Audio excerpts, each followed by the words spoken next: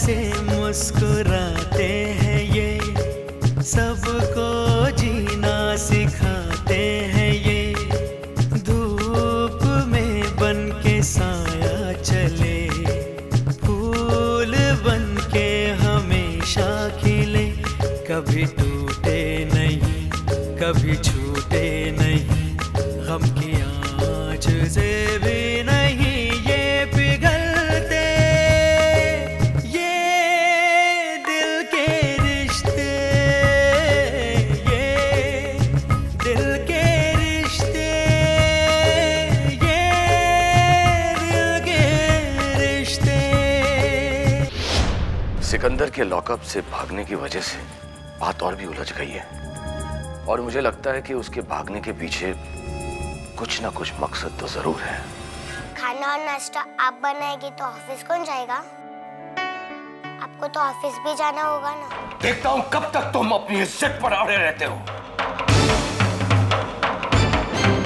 यहाँ तुम रहोगी तो यहाँ तुम्हें किसी चीज की कोई कमी नहीं रहेगी। इतना बड़ा बंगला, लेकिन इसकी देखभाल करने वाला कोई नहीं।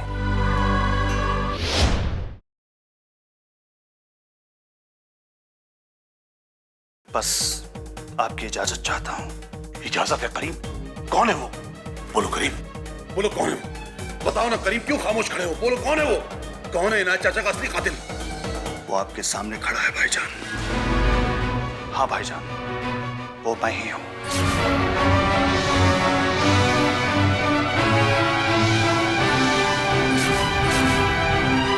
नहीं नहीं करीम खान, नहीं। हाँ भाईजान, मैं ही वो कातिल हूं।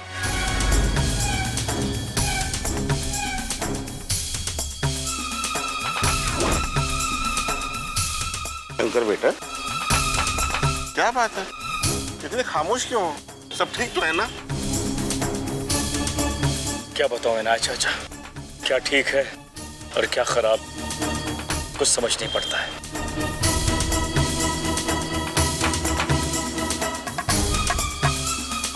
चलिए घर चलते हैं, वहां बैठ के आराम से बात करेंगे। आइए। शंकर बेटा, और कितनी दूर चलना पड़ेगा? बहुत थक गया हूँ, उम्र हो गई है ना। कब मिलेगी टैक्सी? तो आप यहाँ बैठिए, आराम कीजिए, मैं टैक्सी लेके आता हूँ। ठीक है, बैठिए।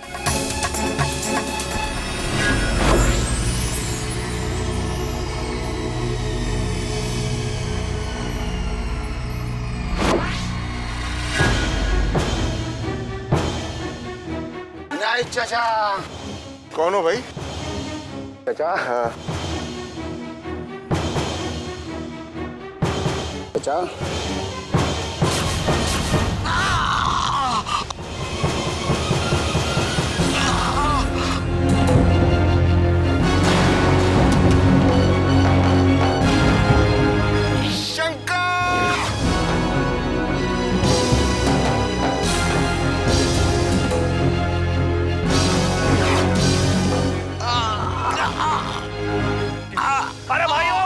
चाकू मार दिया। अरे कोई है? अरे आओ। क्या? अरे पुलिस को बुलाओ। अरे क्या है? शंकर, वो इनायत चाचा के कत्ल के पीछे मेरा ही हाथ है।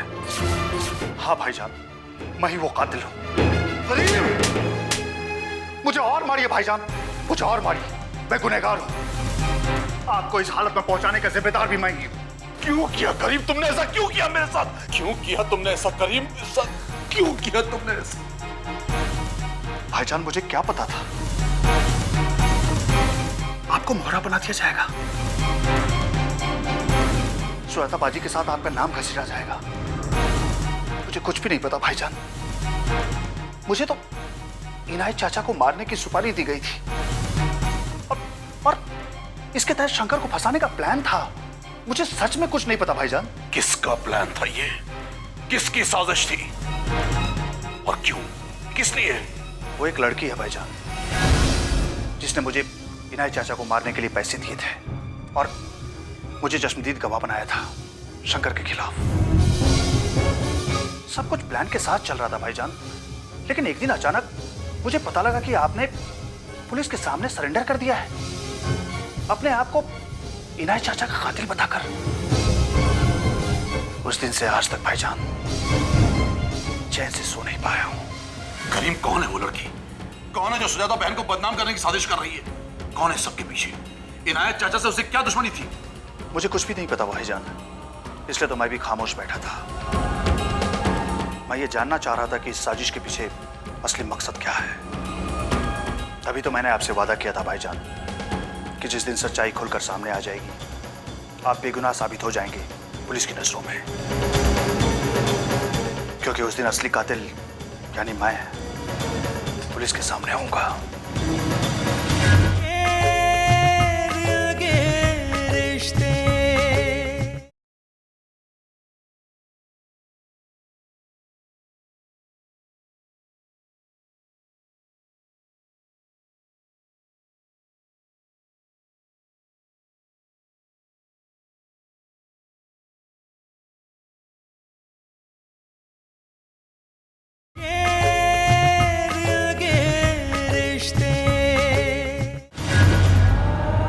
हालात ने हमें किस मोड़ पर ला खड़ा किया है करीम?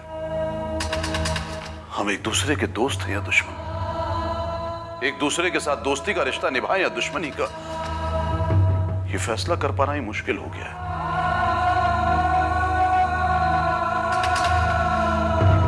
भाईजान,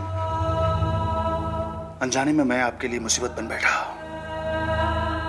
आपका गुनहगार हूं, लेकिन निभानी तो दोस्ती ही है। मैं अपनी गुनाहों की सजा आपको नहीं भुगतने दूंगा, नहीं भाईजान। इसलिए मैं पुलिस के पास जा रहा हूं सच्चाई बताने के लिए। तुम पागल हो गए हो करीम? तुम ऐसा कुछ नहीं करोगे। अगर तुम पुलिस को अपनी सच्चाई बता भी दोगे तो क्या वो तुम्हारी बात पर यकीन करेगी? क्या तुम अपनी बात को साबित कर पाओगे करीम?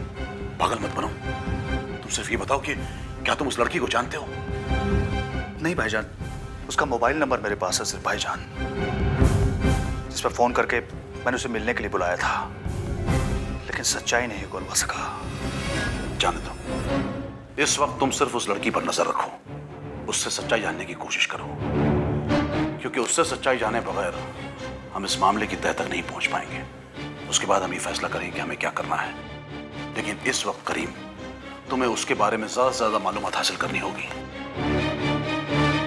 ठीक है भाईजान। एक तरफ पुलिस सुजाता बहन को ढूंढ रही है, तो दूसरी तरफ मैं उनकी तलाश में लगा हुआ हूं।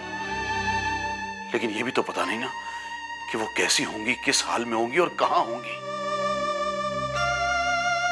और दुनिया यह समझ रही है कि जेल से फरार होने के बाद मैं उनके साथ हूं।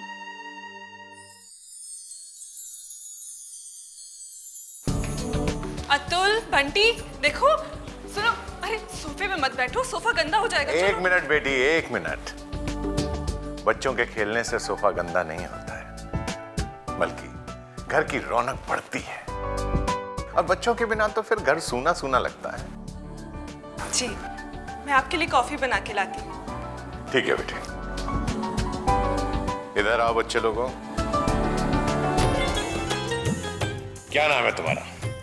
Atul. Atul. Oh very good. तुम्हारा? बंटी। Bunty, very good. देखो मैं तुम्हारे लिए क्या लेकर आया हूं, गैस करो। मैं बता, मैं तुम्हारे लिए ये देखो चॉकलेट्स लेकर आया। ये लो। Thank you. Thank you.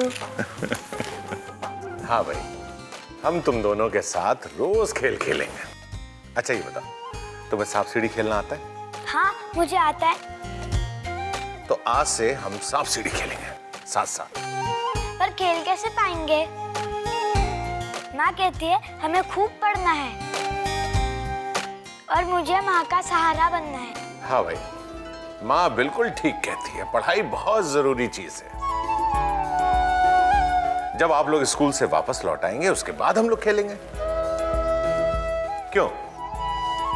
इतने बड़े घर में आप अकेले रहते हैं, आपके साथ कोई नहीं रहता? बहुत सारे लोग रहते थे मेरे अपने, जिन्हें मैं अपना मानता था, लेकिन वो मुझे पराया समझकर छोड़कर चले गए। अब मैं बिल्कुल अकेला हूं। लेकिन भाई अब तो तुम दोनों मेरे साथ आ गए हो रहने के लिए। मैं अकेला कहाँ हूं? साहब, हाँ मुझे आपसे अकेले में कुछ कहना था। जाओ, तुम लोग अपने कमरे में खेलो। जाओ बेटे, जाओ। हाँ बोलो सुंदर, क्या बात है? साहब, आपने इन लोगों को घर में तो रख लिया, लेकिन इस तरह अनजान लोगों को घर में रख लेना ठीक नहीं है। तुम ठीक कह रहे हो। किसी अनजान के ऊपर इतनी जल्दी विश्वास नहीं करना चाहिए, लेकिन किसी बेसहारा पर शक करना भी तो ठीक नहीं होगा। सुंदर, कभी कभी दिल की आवाज भी सुन लेनी चाहिए।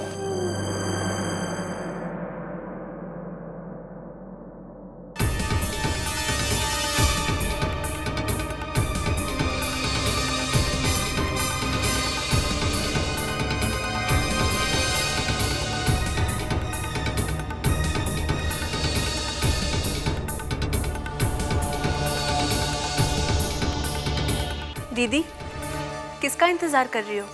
जीजू का? हाँ। वो शंकर जी को लेकर आने वाले हैं ना?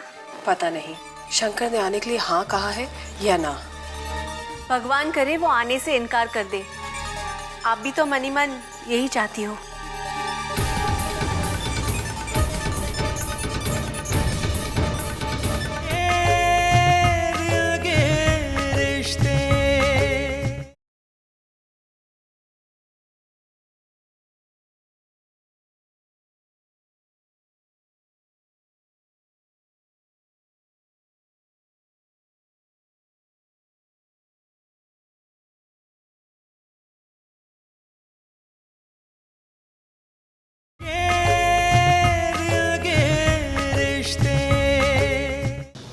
जीजू,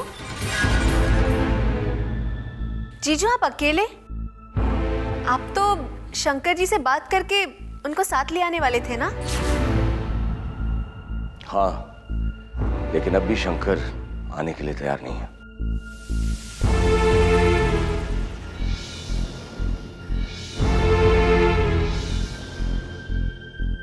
क्या आपने उन्हें समझाया नहीं? मैंने तो उसे बहुत समझाया, पर फिलहाल वो मेरी बात समझना ही नहीं चाहता। लेकिन गुजरते वक्त के साथ उसे मेरी बात समझनी पड़ेगी।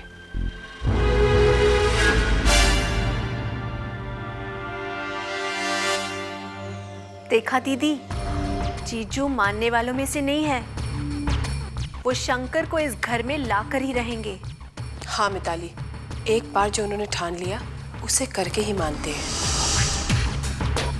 अब देखना ये है दीदी कि आप में और जीजू में कामयाब कौन होता है। जीजू शंकर को लाने में कामयाब होते हैं या फिर आप जीजू को वश में करने में कामयाब होती है। उसका फैसला तो कल सुबह ही हो जाएगा, क्योंकि आज रात आप जीजू को वो सिरजल पिला ही देंगी।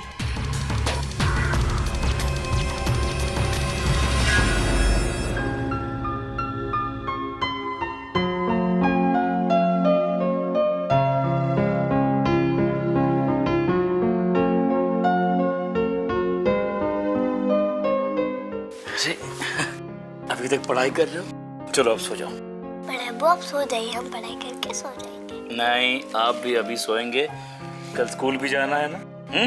गुड गुड, चलो कमन कमन कमन, सो जाओ।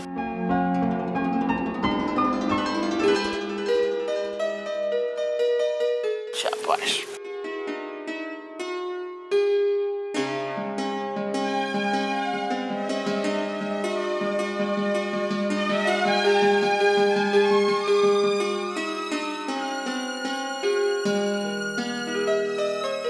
एक बात पूछो बड़े अब्बू? पूछो। हम जिसे प्यार करते हैं वो हमें अकेला छोड़कर क्यों चले जाते हैं? ऐसा नहीं है। ऐसा ही है बड़े अब्बू। अम्मी और अब्बू दोनों ही हमको छोड़कर चले गए। फिर बड़ी अम्मी हमारा ख्याल रखती थी, उन्होंने भी हम लोग कुछ नहीं बताया, वो छोड़कर चली गई। हमसे कौन सी गलती हो जाती है बड़े अब्बू? नहीं बेटे, तुम दोनों की कोई गलती नहीं है। और एक बात समझ लो, तुम्हारी बड़ी अम्मी भले ही तुम लोगों को छोड़ के चली गई हो, लेकिन मैं तुम लोगों को छोड़ के कभी नहीं जाऊंगा, कभी नहीं। बड़े अब्बू, अतुल और बंटी भैया के बिना हमें अच्छा नहीं लगता। वो वापस नहीं ला सकते? बेटे, जब सही वक्त आएगा ना, तब वो दोनों खुद ब खुद आ जाएंगे। चलो अब तुम लोग सो जाओ, शाबाश, कम ऑन।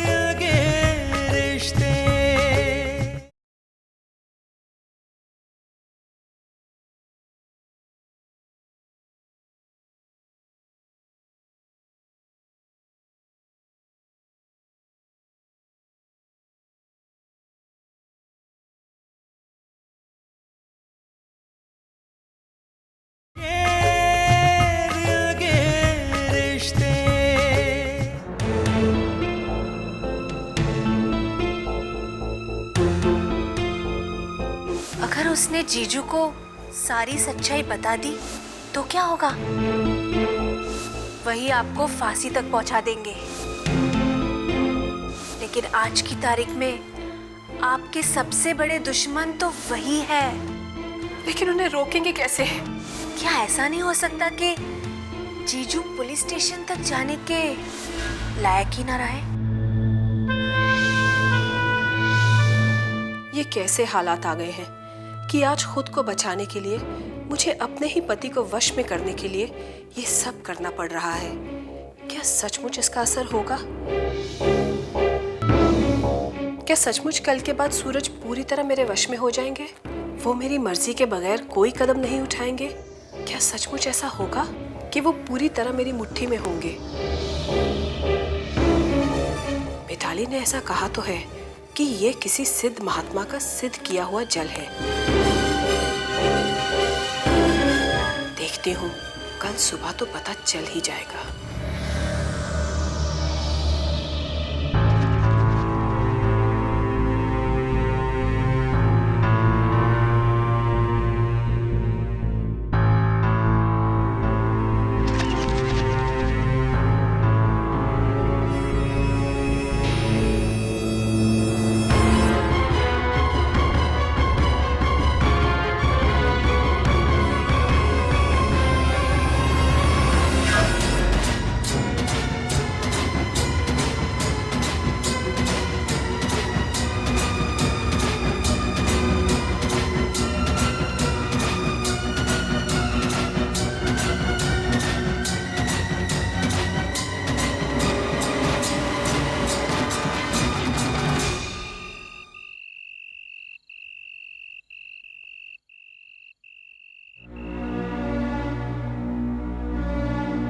तुम्हें मेरी बात पर गौर करना चाहिए शंकर।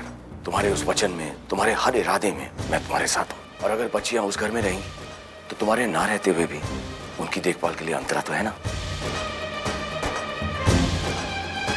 नहीं भैया, मैं नहीं चाहता कि मेरी बच्चियां किसी पर बोझ बने।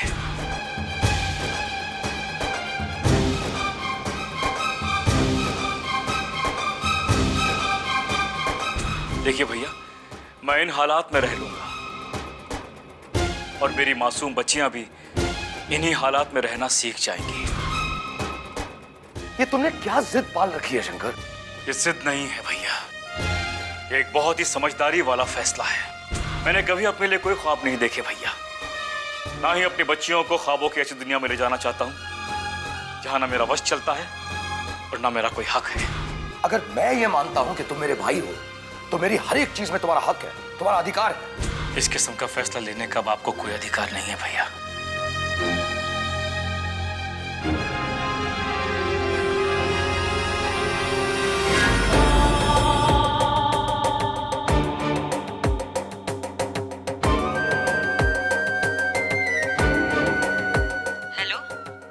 रश्मि, काम हो गया है। मैंने खुद अंतरा को दूध में वो सिर जल मिलाते हुए देखा है। Very good.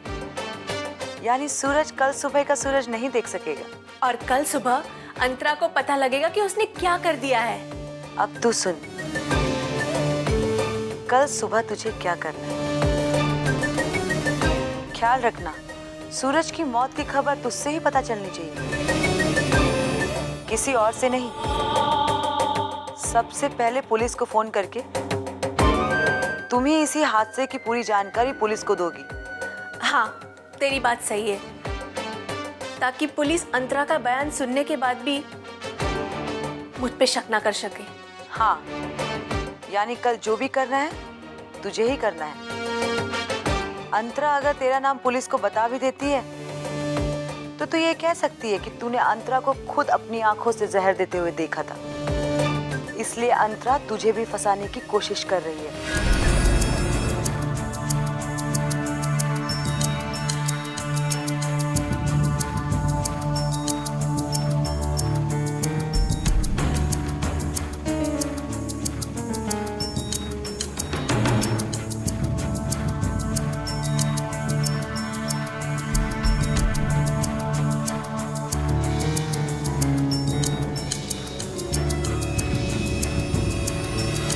हमने इस जाल के एक एक धागे को अच्छी तरह गांठ लगाई है।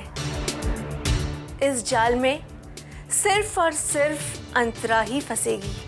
पुलिस बंगले पे पहुंचे इससे पहले तू शंकर को भी इस बात की खबर देगी और साथ ही शंकर को ये भी बताएगी कि अंतरा जायदाद के लिए कुछ भी कर सकती है, ताकि शंकर को भी इस बात का यकीन हो सके कि सूरज का कत्ल अंतरा ने जायदाद की लालच में किया है। और वैसे भी अंतरा के खिलाफ इस्तेमाल करने के लिए मेरे पास वो रिकॉर्डेड वीडियोस है जो मैंने कैमरे वाली पेन से रिकॉर्ड किए थे, जिससे खुद ब खुद साबित हो जाएगा कि अंतरा ने क्या क्या खेल खेले हैं। ठीक है मिताली, अब तू सूरज और अंतरा पे नजर रख और सुबह होने का इंतजार कर। सुबह होने के साथ साथ हमें उस खबर का इंतजार है जिसके लिए हमने इतना लंबा इंतजार किया।